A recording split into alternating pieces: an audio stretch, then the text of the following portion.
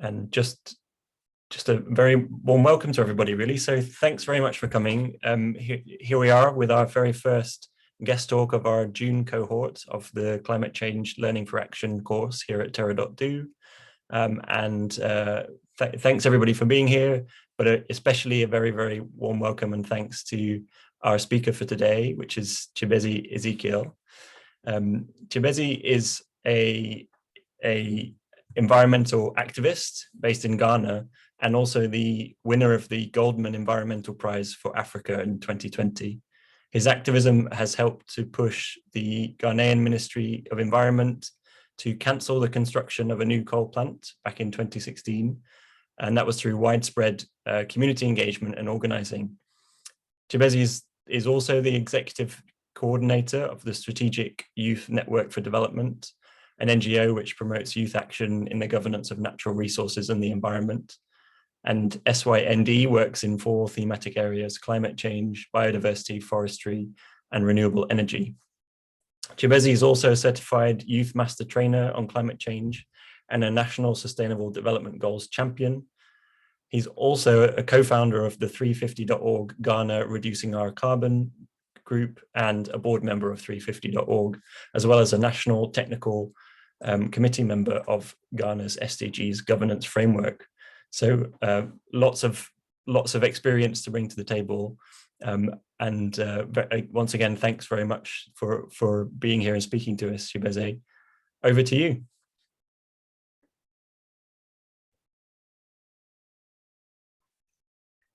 All right, thank you very much for this opportunity. And I'm very happy to be given this chance to share my knowledge and experience when it comes to climate action. So in the next 20 or 30 minutes, I'll just share my experience when it comes to advocacy work. And then I'll be happy to also take any, with any questions, I'll be willing to take them. So I'm just trying to share my screen.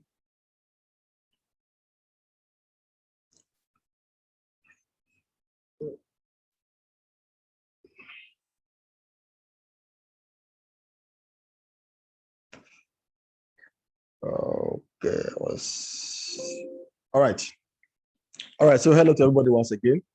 So this presentation basically is to share my experience, like I shared, on when it comes to climate change activism. So about my organization, a brief introduction. I wouldn't spend much time on it. So I work with the SYND, which is basically a youth-oriented NGO that promotes youth inclusion in the governance of our natural resources and environmental sector. We also convene a bigger platform known as the Youth in Natural Resources and Environmental Governance Platform, which is basically a platform for learning and sharing among young people on different environmental actions. It also provides a platform to engage or to embark on joint advocacy in a concerted manner. So that's the rationale behind forming this particular platform for young people. We are so far, we are almost 160 members, both individuals and organizations on the platform. At SYND, we work in 4 thematic areas, which are climate change, biodiversity, forestry, and energy access. In terms of our strategy, they are in 3 folds. One is research and advocacy. So we consciously embark on research activities to inform the kind of advocacy that we want to embark on, so that our advocacy is not based on emotions, it's not based on feelings, but based on facts and figures, and being able to influence policymakers. We also feel the need to take a step back and bring young children on board. So we have a program known as the Children for Climate Action. So these are purposely for children in basic schools, where we educate them on climate change, where we teach their mind to come up with some climate solutions on their own as children. So by the time they become old, they become adults, they'll be in a better position, to understand climate issues and be able to find climate change better than we are doing today. And of course, we have a youth engagement through the youth platform, where we dedicate time, energy, building the capacity of young people on climate change and other environmental related issues. In terms of how we work in it's a 2-pronged approach. The first level is a policy level. So at SYND, we have 2 main teams. The first team is a policy team. They are focused on the publication of advocacy materials or the information and educational materials to engage our policymakers and our decision makers. So they do the research and come out with some findings or some research document to be able to influence our policymakers. And then we have the organizing and campaigning team, more like our communications team, who are responsible for our public campaigns, digital campaigning, creative acts, so they manage our social media campaigns, etc. So these are the two main working groups we have under SYND, and they also feed into each other to ensure that we work together collectively as a team towards achieving our collective agenda.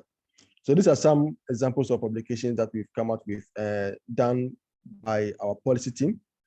So we have the policy brief, we have some materials on the nationally determined contributions and Ghana's climate change plan, process, and a C4C brochure also for children. So you can have access to them when you go on our website, synd.org/publications. Yeah, so I want to just zero in my submission now to the story around our coal plant in Ghana, how the whole process, how the whole campaign started.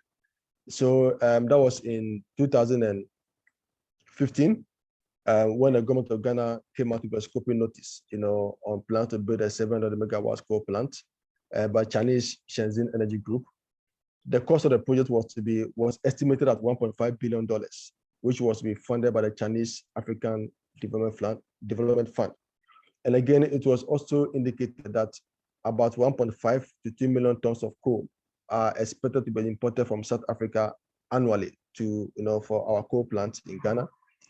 And then the rationale behind the construction of the coal plant, according to government, is to meet the growing energy demand and end doomsday. Doomsday became a popular phrase because of erratic power supply. Power comes on and goes off sometimes about 5 or 7 times within a minute or within 10 minutes. So that phenomenon was known as doomsday in Ghana. So government felt that the only way to deal with that is to build a coal plant to be able to meet our growing energy demand. The second argument by government why it planned to build a coal plant was that it is cheaper to generate energy with coal, and also it's going to create employment for young people. So these are the two main reasons why government opted for coal plants in Ghana, which then triggered our advocacy work or our campaign against what government have said. So we have to consciously, as part of our advocacy work, do some research, some background study, and be able to tackle government's purpose or reason for the coal plant so that our advocacy becomes more meaningful and more impactful. So there are a number of issues we came out with as part of our campaign. The first one was that we asked government, or we made an inquiry, that there are 4 different types of coal. So which of the coal is government hoping to import from South Africa? So we were asking for details of the type of coal that government intends to import from South Africa. Secondly, we were also requesting for the characteristics of the fly ash, which is a waste from coal plant. We wanted to know the characteristics, what makes up the fly ash. Thirdly, in the scoping notice, government indicated that they consulted various groups in the community, women groups, youth groups, community, platforms, networks, etc. So as part of our, our CSOs, we wanted to verify, that kind of engagement. So we requested for the contact details of all the NGOs and local stakeholders who were engaged, so we can do follow up and check with them whether they got all the information they wanted on the coal plant, and 2, whether they were satisfied with all the reasons that they were given by the state institutions. So we requested for detailed, accounts of the NGOs and local communities or stakeholders that were engaged. Again, the scoping notice, was skewed towards fossil fuel based, projects, but we thought that the scoping report should have been balanced, not only focusing on fossil fuel, but you should have also made a case or provision for non-coal or non-fossil fuel, so that at least whoever is reading the document can have a fair idea or a balanced information. But the document was skewed towards, fossil fuel, and we felt that was not good enough, and that the report lacked some other, aspect, which is also important to help the public or the community make informed decision. Number 5, we also raised concern about the effect on biodiversity, because Ghana cannot be a party to the UNFCCC and also the Convention on Biological Diversity, only to embark on projects that can have a negative impact, or that can, if you like, affect our commitment to the CBD, which is a Convention on Biological Diversity. So that was one other concern we raised with government on the impact of biodiversity as far as the coal plant construction is concerned. Again, government also talked about that it's going to create employment for young people. So we again requested for better and further particulars. For example, what kind of jobs or employment opportunities is government talking about? We want information. Again, will those jobs be temporary or will those jobs be permanent? Because if you employ people for just 4 or 5 years, and then after they construct the coal plant and you sack them, you cannot say that you created employment. That was just a temporary employment, just for them to build a plant. But we're talking about kind of employment that is sustainable, that is possibly permanent. So people can know that they are indeed employed, for as long as they are in a position to work. So again, we requested for those specifics which government was not able to supply us. Again, there was a case where a similar plant was constructed where the youth in those communities, demonstrated because of one, marginalization and noise pollution. So we were asking that, won't this project also lead to that same issue or that same concern? Because it has happened somewhere before, and it's likely to replicate itself. So how are the youth being involved so they don't feel marginalized or denied, as part of the consultation process? Again, we also then engage EPA, that's our Environmental Protection Agency, which has a mandate to approve all projects, projects that don't have any harmful effect on the environment. Given the impact of coal plant, we ask EPA whether they are prepared to be held accountable for any environmental impact or health costs as far as the coal plant is concerned. So that was one question we posed to EPA, saying that is their mandate, as a state institution. Again, the other concern we raised was that we are hoping to import almost 2 million tons of coal from South Africa annually. So the question is, what is the guarantee that we will get a reliable, supply of coal from South Africa, given the fact that there is a precedent in the West Africa gas pipeline project, where the government of Ghana, was dependent on Nigeria for gas to power our thermal plant. But we're not getting gas from Nigeria because of some of the difficulties and the challenges that transpire between Ghana and Nigeria. So even though we had a gas pipeline laid out, Nigeria wasn't supplying Ghana with the gas. So we didn't have gas to power our thermal plant. Therefore, we're still having erratic power supply. So again, based on that same experience or principle, how sure are we that we can get reliable supply of coal from South Africa every year? Again, we feel it is not sustainable or reliable. And last but not least, we feel that building a coal plant will be inconsistent with Ghana's commitment to the Paris Climate Agreement. Because we cannot go to Paris in 2015 to sign an agreement only to come back home and think of building a coal plant. That is inconsistent. So the government of Ghana is demonstrating an inconsistency when it comes to its commitment to the Paris Climate Agreement. So that is some of the key issues we raised in our advocacy work. These are some of just to show some photos of our community engagement. We went to the chiefs, we went to the elders, we took some photos with them, just to help them appreciate the negative impact of coal plants. So that's a proper community engagement. We're not only living in the city, but we went to the villages, the community, spend about 3 or 4 days with them to help them understand the negative impact of the coal plant. So there were about 7 communities that were around the coal plant or were the sites for the coal plant, and which also includes a fishing community. Because of course, because of the importation of the coal and then also the disposal of the waste from the coal plant, it was important to have the coal by sea, by water body. And therefore, that's why we have this around the fishing community in the central region of Ghana. So these are some of the publications we came out with as part of our campaign against the coal plant. And it is an example of our media engagement, both traditional media and then social media. And then, so after a massive social media campaign, the then Minister of Energy, who was there with the Miss Regina McCarthy, who was then the EPA boss during the time of Obama in US.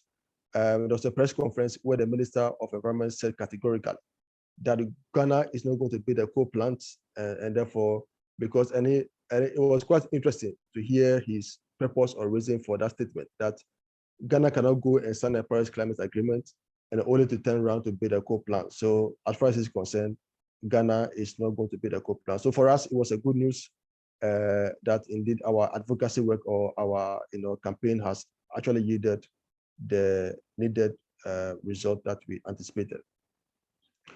So this artwork was put together by one of our partners to summarize our whole campaign, where we began from and how we ended, and the process we went through. So there are a number of concepts that have been expressed, in this artwork. But in the interest of time, I'll just zero in on the submarine approach. So basically, what we did was that we spent a lot of time doing a lot of background work or background research. For example, the coal idea came up in 2013. It then died down for a while, and then it came up again in 2015. But between 2013 and 2015, we were not sleeping. We were building more alliances at the Africa level and also at the global level. We were doing more research. We went to the community. We were asking questions. We were getting information. We were gathering momentum. So we were doing all this on the quiet. So that's what we mean by the submarine approach.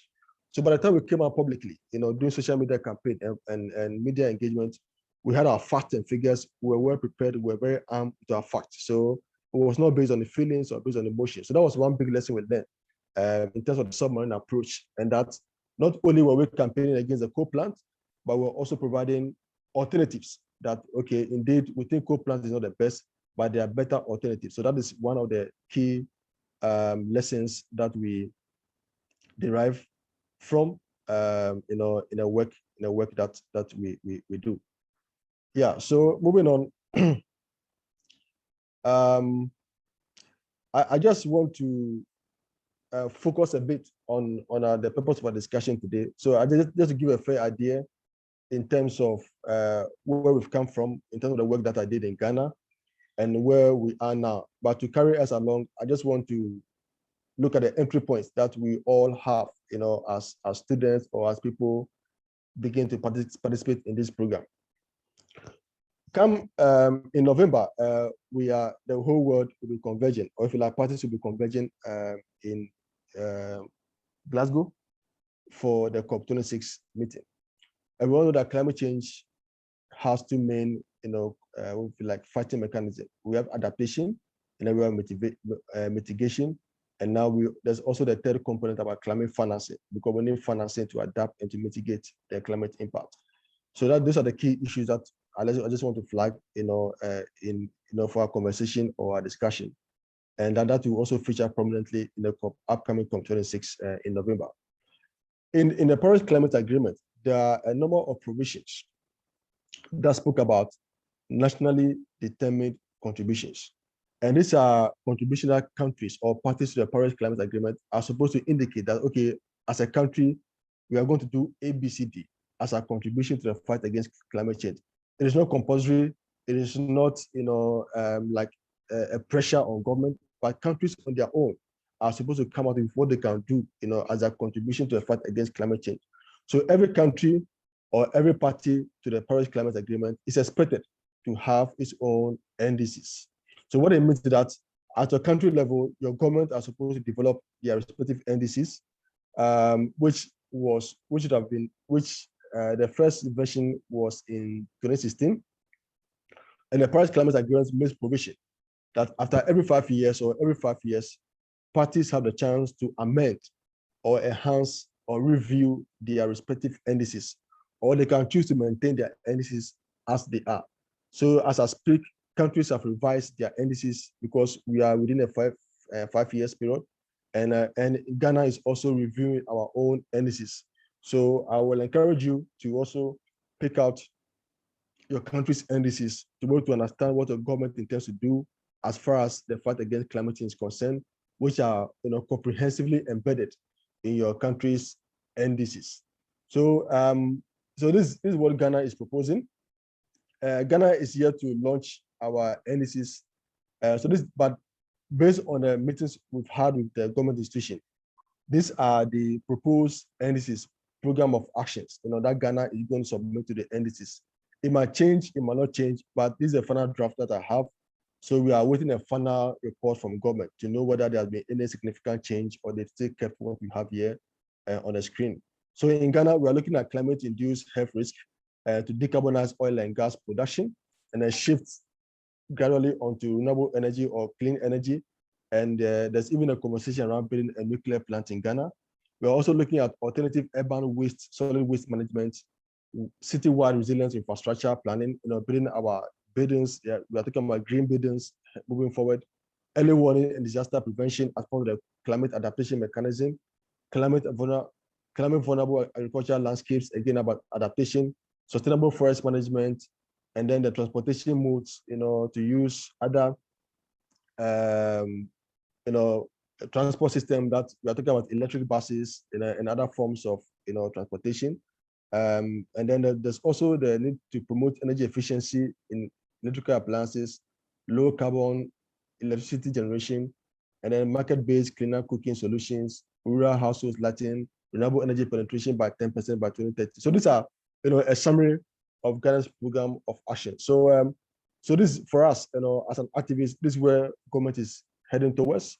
And if you look at your country's indices, you also see similar or maybe different program of action depending on the priorities that your government has in dealing with climate change. But this to give you a fair idea that every party or every country is supposed to have its own indices to detail out how it intends to fight climate change. So based on what I've shared in terms of the indices, we are also putting our best as an organization at a national level, being led by young people on how we intend to also ensure that the voices of young people are heard and that they are also engaged in the fight against climate change. So one, I talk about the Youth Area Platform, which we established in May 2019 as a way to bring up young people to contribute to the fight against climate change. We then also launched the Children for Climate Action campaign in 2019, to get children more involved in the process. Last year, in 2020, we launched the Youth in Renewable Energy Movement campaign. So the idea was that once we launch a campaign, we create public awareness, public interest in renewable energy.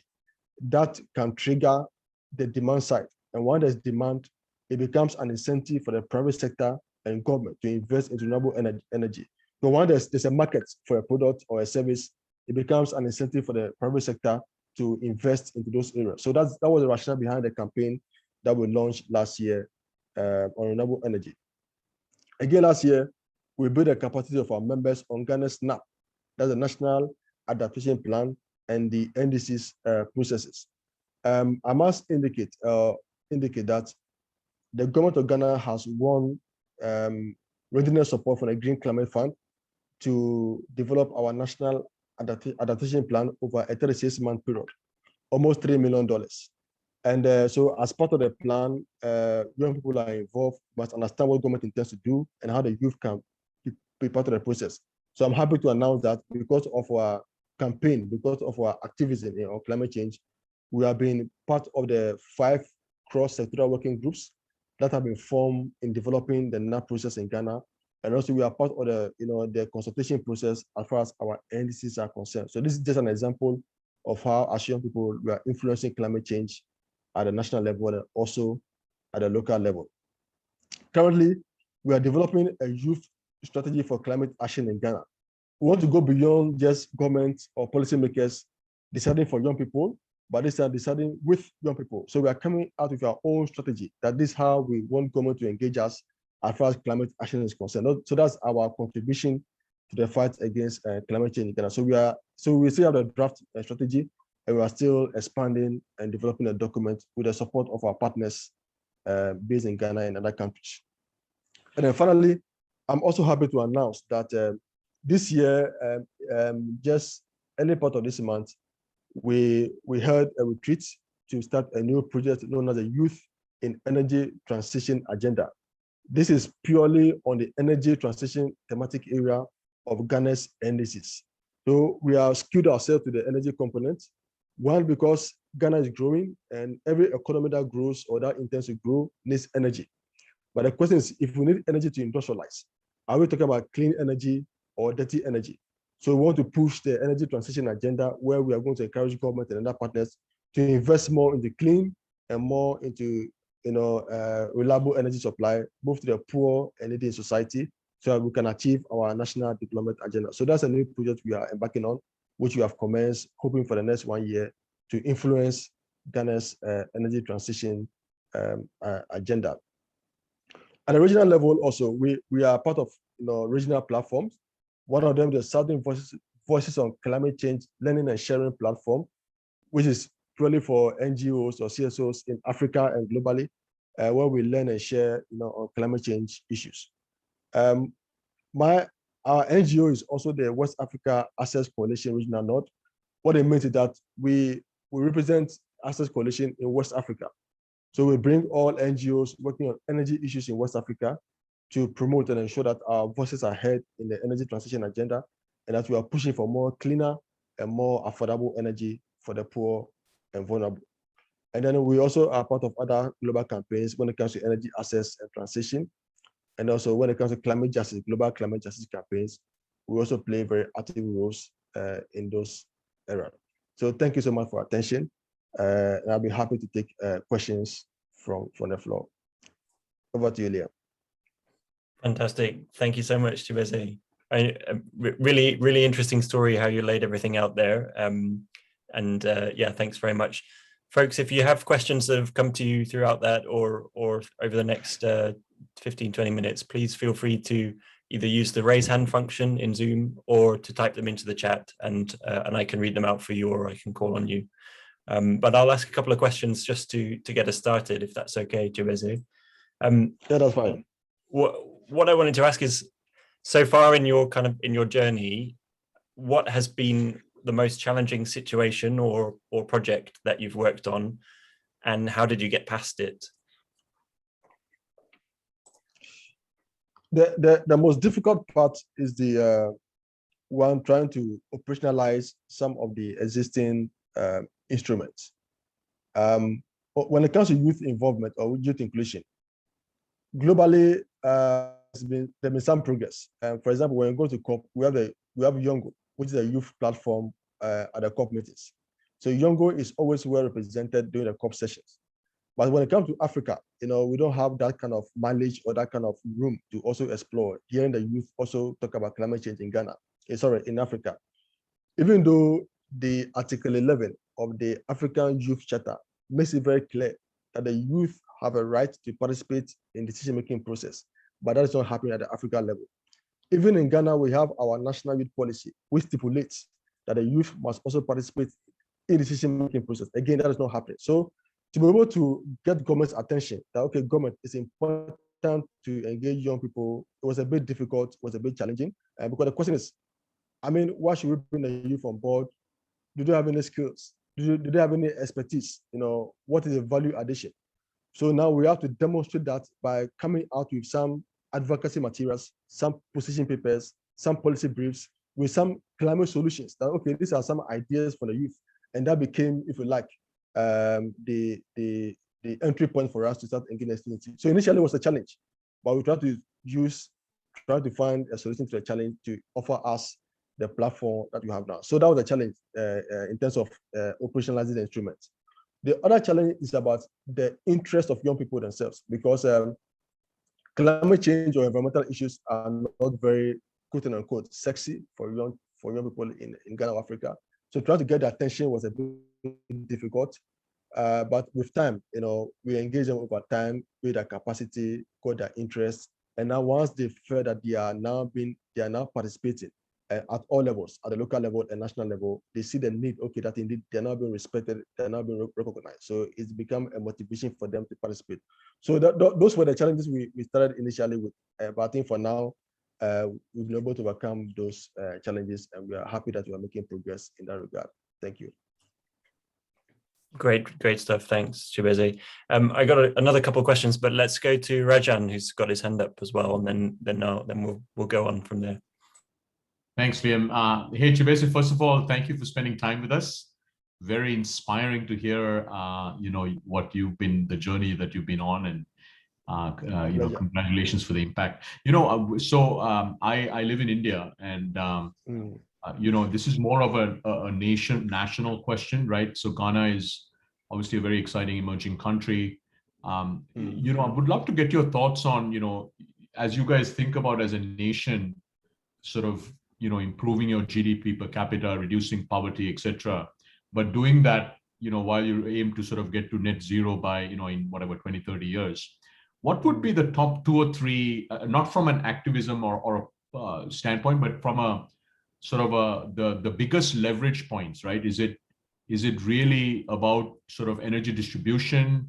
Like, how do you guys think about what are the 2 or 3 things that absolutely need to happen at a national level for a country like Ghana for you to get to net zero by whatever time frame you all have set for Ghana? All right, thank you very much. Well, that's a very ambitious target to meet in terms of meeting net zero.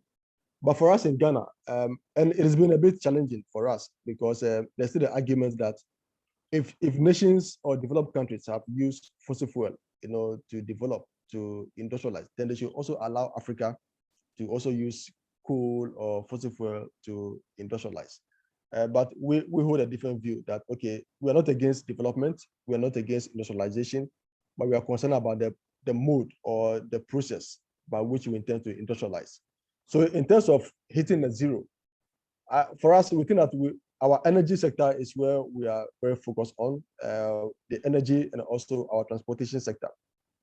In terms of energy, that explains why we are focusing on our energy transition project, in the sense that we are hoping that the government of Ghana will, over time, in the next 2, 3, 5 years, shift completely from fossil fuel to renewables. And I must appreciate our government, for taking those decisions. Years ago, we were relying only on one hydro dam for our power generation. That became inadequate. And then we started importing thermal plants. And we use crude oil or large crude oil to power our thermal plants. But because Ghana started exploring or exploiting oil and gas in commercial quantities from 2010, we are now using some of the gas, to power our thermal plants, as against the use of crude oil. Even though gas emits, causes some emission, the emission from gas is lower than crude oil. So in that regard, we can say that the government of Ghana has made some progress. But government say, okay, we are moving from crude oil to gas, and over time, we will now shift from thermal plant to renewable energy or clean energy. So that's a transition that we are hoping to live from. And in so doing, we are likely to hit or meet our net zero ambition. And then there's other argument about going nuclear energy, which we are hoping that is clean, because we hear that is clean, but we are waiting to get a further detail. So that's one aspect, energy transition to meet our net zero ambition. The second aspect is about transportation, which again is one area that emits a lot. And government of Ghana has put in measures, to cut down on our transportation emissions. And there are different, if you like, modalities, different models, different programs of action, different aspects. Where, for example, talking about carpooling, where we're talking about the bus system, where people can even park their cars at home and rely on public buses to get to their destination. So these are some interventions that, okay, the more we reduce our cars on the streets, the more we also reduce our carbon emissions. So that will also help us to meet our net zero. The third level is about the dealing with deforestation or cutting down of our trees. We all know the importance of trees, in our ecosystem. So once we keep our trees in there, they can absorb carbon or any form of, gas, and that will also help us to, reduce, if you like, carbon in the atmosphere. So those are the 3, if you like, key interventions. If you ask me that as a country, we can embark. In fact, about 2 weeks ago, the country, we had a national program to plant 5 million trees in Ghana, as a way to deal with all these climate or net zero ambitions. Thank you. Great, thank you.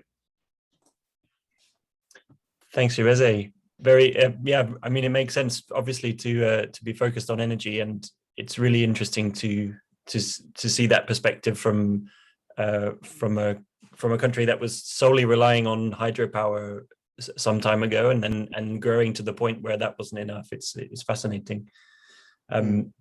There's a question in the chat here from Gregory, who's asking about about whether private finance has played a role in motivating the community to move towards to kind of promote clean energy sources. So he's wondering if there was ever a path that was discussed that has private finance cover the difference in costs between coal and green energy. And I wonder, yeah, perhaps you can expand a bit on some of anything you know about how the financial decisions are made. For example, you were talking about the funds from China coming to pay for the coal plant, and how they kind of agreed to the change to not building the coal plant, but focusing on renewables instead. How and where do the finances fit around all of this? Yeah, thanks so much for the question. The other issue has to do with in terms of the financing. We are now exploring available funding mechanism just beyond the traditional the funding mechanism under the UNFCCC, i.e. Adaptation Fund, the GEF Global Environmental Facility Funds, and also the Green Climate Fund, which is the most complicated one amongst them. So, for example, we are currently submitting a proposal to the GCF through EcoBank Ghana Limited, which is now an accredited entity, which is a private enterprise, to secure money from the Green Climate Fund. It's not a grant, it's a loan to expand our solar program in Ghana. So that's one area where the government of Ghana is sourcing funding to explore our renewable energy agenda. Again, other proposals are being developed in that regard to submit to GCF and other funding mechanisms. Number two, we are also engaging the private sector in Ghana that has become extremely active. And it is important to say that the private sector themselves are on their own shifting to renewable energy, because having done their own cost-benefit analysis, they realize that it is cheaper and far better to run on solar than to run on the national grid for a number of reasons. So the private enterprise on their own, I don't know where they get their funding from, but they are shifting, from the national grid all the way to their own source of power generation. Indeed, there's one shopping mall in Ghana which runs on 1.5 megawatts on solar energy, and I understand it's the biggest in Ghana or the sub-Saharan region. So the whole shopping mall is on solar energy, from morning to evening. And they are thinking of doing a similar project in other countries. So we've seen the private sector leading in this process that, okay, I'm not too sure where they get their funding from, but once they realize that solar is the way to go, or renewable energy is the way to go, they are pulling resources here and there to be able to finance some of these things. But let me also conclude by saying that even though China initially wanted to support or fund the coal plant in Ghana, the government of China is actually supporting the government of Ghana in our renewable energy development agenda. In fact, if you read our renewable energy master plan, that plan was developed in consultation with the government of China and UNDP. So China is also supporting our renewable energy movement development agenda. So in that regard, even though I'm not too sure where the fund is coming from, I want to believe that they are also prepared to support us in financing our clean energy agenda. So yeah, so there are pockets of financial support from the private sector and also for the UNFCCC financial mechanisms. Great, thank you. I got a question through the chat directly to me from Naval, who was asking about, I guess, some of the other types of energy gaps that you have, or ways of filling those gaps, and on the same topic, I suppose. So aside from solar, you mentioned as well this possibility of nuclear, a potential nuclear plant. What else is happening? What else is on the cards that's trying to meet that growing demand of energy in Ghana? Well, there's a whole lot of, because if you look at the renewable energy, we have solar, we have wind energy, we have geothermal, and so we have biogas, biofuel. So it's a whole, value chain. And I must also indicate that even when it comes to clean cooking, the government of Ghana is even talking about helping people to shift from the use of charcoal or firewood to the use of clean cooking stoves. That's one way to address air pollution, to address deforestation, so that people, the women in the communities, the women in the villages, can still cook, but this time with an efficient cooking mechanism. So we have clean cooking mechanism. So that is one energy area. And then even when it comes to those who want to use the clean cooking stoves, we are even talking about the use of what do you call it, bamboo. Bamboo is better as against using exotic plants or trees in the forest. So these are some mechanisms that are being used. So we have clean cooking, and then we have biogas or biofuel, which is one area which is also being exploited. And even though there are some of them currently being installed in Ghana and being in use, we are hoping that they will expand the scale in terms of usage. But so far, solar is number one. If you ask me, solar is number one, followed by wind energy. We are hoping that the other parts of the renewable energy components will also be, if you like, exploited by government and other partners. And that's why, and that actually accounted for our focus on the energy transition component of our NDCs. So we can pull those strings together. In our renewable energy master plan, the government of Ghana has indicated that it intends to create employment between 2019 to 2030 to create about 220,000 jobs along the value chain. And this goes for young people. So the question is, how do we engage young people to create that kind of job opportunities, as we transit to clean energy? So yes, I mean, so there are a number of areas we are looking at, like I mentioned, solar, wind, geothermal, biogas, and nuclear. Nuclear, we are still not certain about nuclear, but possibly once it's clean, we can always give it a thought, as a nation. Yeah, great. All right, so some more kind of questions coming through about the campaigning. I guess to transition there, I'll go to Kurnis's question, which is about the coal plant itself and whether there was a formal environmental impact assessment conducted about the proposals, and if kind of who conducts that. I think you mentioned the Environmental Protection Agency of Ghana before in your talk. So so I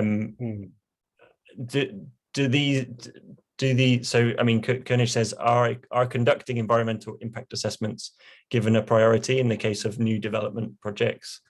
And are the social impacts of these development projects considered in the environmental impact assessment? Yes, it's a requirement. It's part of the obligations of the environmental EPA to always conduct environmental social impact assessment of any project that has environmental consequences. But unfortunately, we don't see that happening, comprehensively. One, because they want to rush through the process, and number two, because people in the community are not well informed or well educated, so they don't even appreciate the issues. So that's why CSOs like us, must take the responsibility to always act fast or be proactive and take the initiative to, engage the EPA to be sure that, yes, we have the impact assessment. So that accounted for the publication of the scoping notice in December 2015, to inform the next level of the EIA. So with the coal plant, they held consultations in Accra. They held consultations in the community, in the village. So we left Accra and we traveled to the village to be part of the consultation process. And even at that process, we were asking questions, to be sure that we are tracking them and following them with that. So yeah, so it happens, even though it depends on the project, So if NGOs, for example, are not interested in one particular project, the government or EPA might easily go to the process as a way of formality without, the necessary engagement. But I think that as NGOs, we have to be proactive and support communities in ensuring that the EIA processes are gone through thoroughly and that they are not shortchanged or marginalized or affected badly when the project is implemented or project starts. Yeah. Great. So I'm going to go have a look at Deepak's question in the chat, and then we'll come to Max's question as well. So Deepak is asking if you could give, for example, 3 top practical tips for starting a campaign or improving the impact of an existing campaign. And obviously, I think the campaign might change depending on the context and as things develop. But what are the things to be careful about, to be cautious about if you're working on a campaign such as the ones you've worked on? Yes, that's a very important question, because some campaigns can be very risky. We've seen people who have lost their lives as a result of campaigning. That's why we really have environmental defenders, defending the rights of people, defending the rights of communities, defending the rights of environmentalists. So depending on the kind of campaign, it could be very risky. And again, also depending on the context or which country where you live in, because some countries, again, if you look at their governance system, if they are democratic, if they are autocratic, it has an influence on how far you can go or how far you cannot go. So we also put all those things into perspective. Fortunately, we live in a country which is very democratic. We are able to express our views. We are able to have divergent views, without being hunted by government. But in terms of our key lessons, what I have learned is that, one, you must have a set objective in mind. What do you intend to achieve? What are you hoping to do or attain at the end of the campaign? And number two, you should be ready to be seen as a credible advocate, and not to shift your focus as and when you wish. Be consistent and be focused. You don't say A today and then tomorrow you say B, just shifting your idea because of political party affiliation, or because you are not consistent with what you are doing. So that rule of consistency is very critical. Again, the other thing is that, and one lesson which I want to share when it comes to advocacy work is that most of the time, per my experience, NGOs are very quick to oppose government initiatives. That, okay, government says, I want to build a coal plant, I want to do a fossil fuel project. You say no, without providing an alternative. So that becomes a challenge, because government wants an answer, whether it is good or bad, because they still want to stay in power. They have to be voted for. It's a democratic era. So whatever they will do to make sure they're in power, they're gonna do it. So if you oppose an idea from government, it is important to provide a better alternative, or an alternative that will even help government to achieve more than it does. So for example, when it comes to coal, once we're able to justify that renewable energy can create more jobs than coal, that can become an enough incentive for government to consider renewable energy as against coal. So those are some of the things that campaigners must consider, when they're campaigning, that you must always provide a better alternative to what government or what the other opponents might be proposing. Thank you. Thanks, Chibeze. So I guess sort of switching to looking into the future then, Max was asking about, especially in the context of that sort of submarine going quiet approach that you had prior to 2016, how do you envision your own and your organization's advocacy and activist strategies evolving as your organization presumably kind of grows and gets more more following, more influence based on your successes as you go along? What tactics might change in that regard, or stay the same?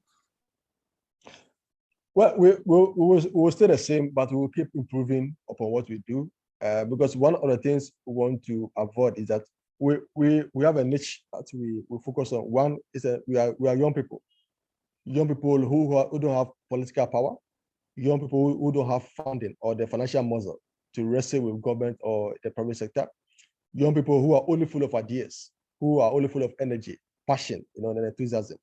So what we have, are the assets that we have, and how can we use those assets to also influence environmental policies positively. So that's what we have been doing over the years, and we'll continue doing that. And we also want to showcase that young people are not only vulnerable to the impact of climate change, but they can actually become change agents in the fight against climate change. And that's exactly what we are doing now, that we take up an issue, we give a solution, and then we also get involved in finding solutions to the problem. So that's exactly what we are doing, and we'll continue to do that in the years to come.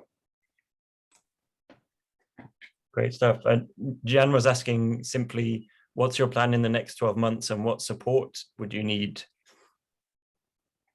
Yeah, so in the next 12 months, we are still going to push our agenda in promoting or fighting climate change. like I mentioned, we have a new project which we are embarking on the Youth in Energy Transition project. So we are trying to put together our action plan, engage stakeholders.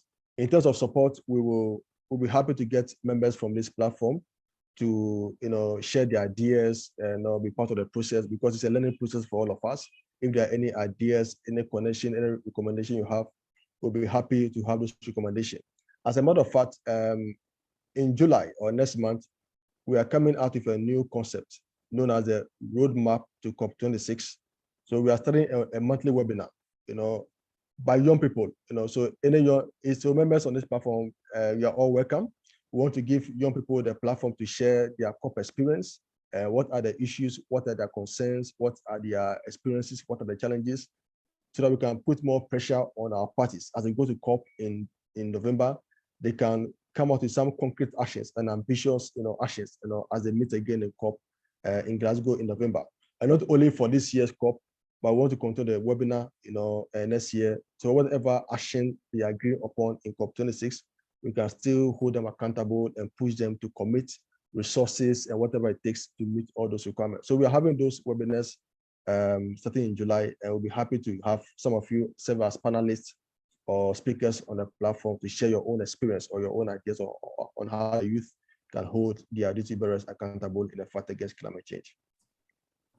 Yeah, fantastic. I'm sure we'd love to collaborate. So do let us know more about that, Chibeze, afterwards. Thank you. Absolutely, thank you.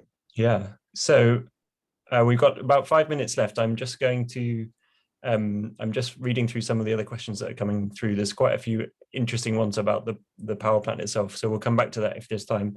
I wanted to ask if you kind of looked back at yourself from, what was it, 10 years ago, or whenever you first started to become involved in the in sort of climate action in Ghana, what if anything would you do differently in your journey from there to today, and what advice would you give yourself when you were 10 years ago thinking about these problems for the first time?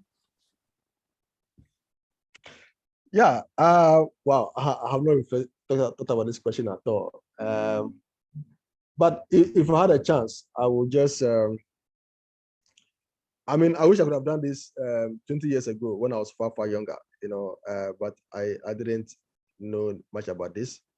So that is why I have taken it upon myself to even start engaging not only young people, but children in basic school, for them to become aware, climate change activists at their age. Because I believe if I was well educated or informed at the age of 6 years, 7 years, or 10 years, I could have done better than I am today, but I didn't get that knowledge or that information. So in order to correct what I couldn't, in order to do what I couldn't do or I couldn't gain when I was a child, I have to also let children of this age get those information.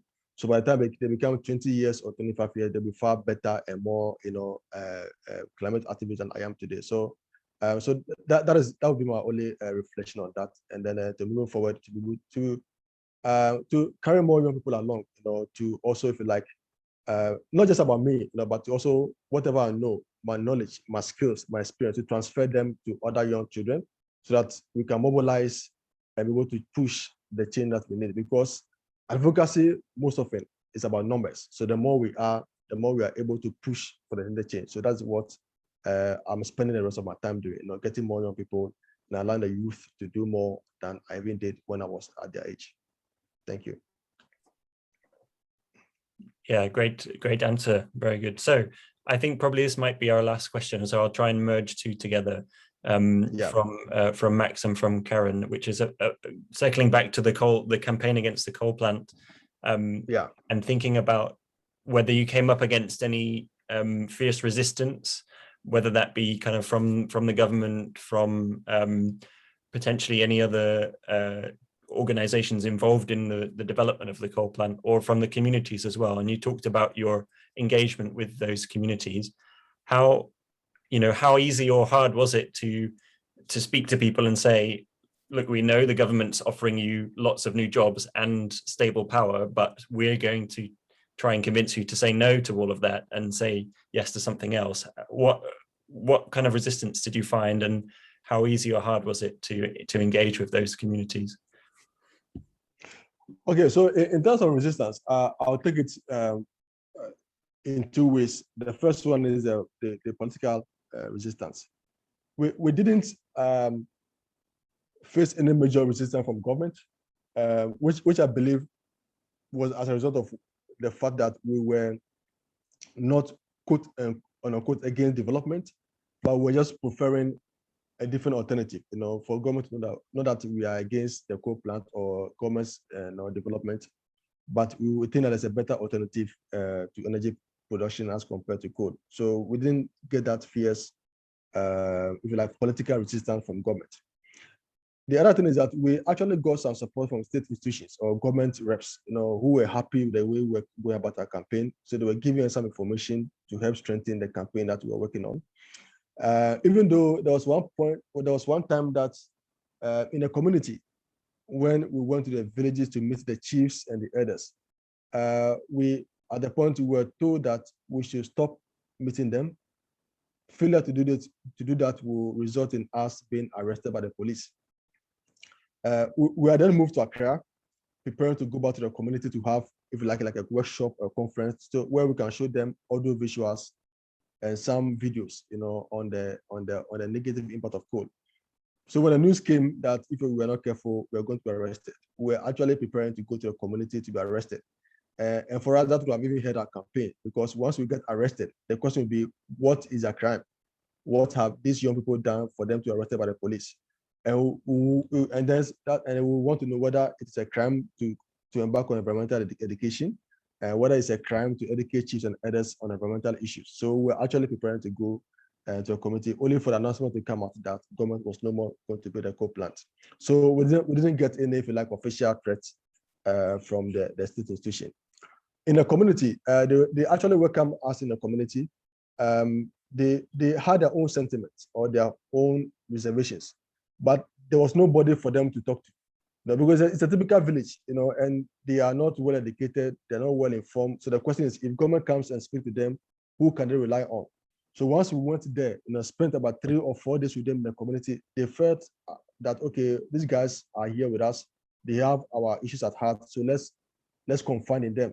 So we even had a queen mother who expressed her own fears based on an experience she encountered in a different community, where, according to her, in that community, they came to mount a certain plant there, and after some time, people started having rashes on their skin. So they realized that they felt that the rashes on their skin was as a result of the plant that was built in their community. So they were not too sure whether this coal plant will create a similar problem for them in the community. So of course, they had to open up to us, and then also, and we got a buy-in.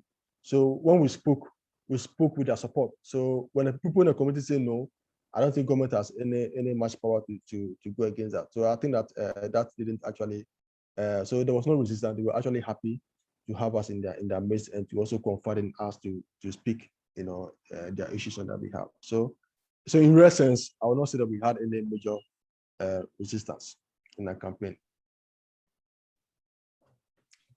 Great stuff. Okay, well, thank you so much, Chibeze. It's been a real pleasure to have you here talking to us and sharing your insights. And thank you everyone else for your questions and your time spent listening. I've really enjoyed it, and I've learned a lot as well. So thank you again, and let's stay in touch. All right, thank you very much.